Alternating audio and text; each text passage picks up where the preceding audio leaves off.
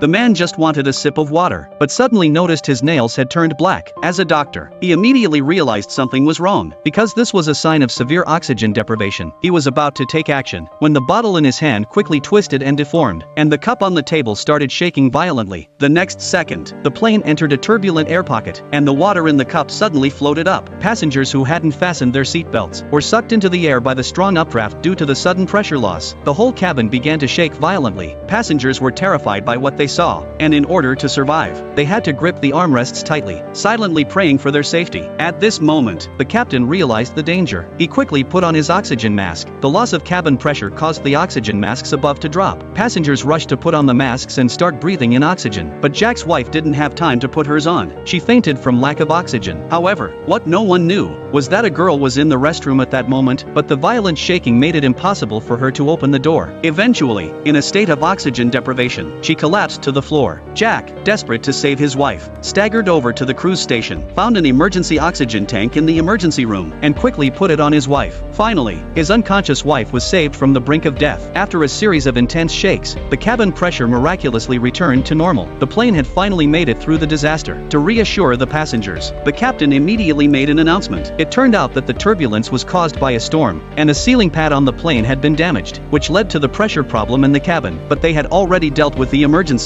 and would lower the plane's altitude to stabilize the pressure, so passengers didn't need to worry. Only then did the passengers finally relax, and soon the flight attendant discovered the girl who had fainted in the restroom. She quickly brought emergency oxygen to the girl, and surprisingly, the girl miraculously woke up.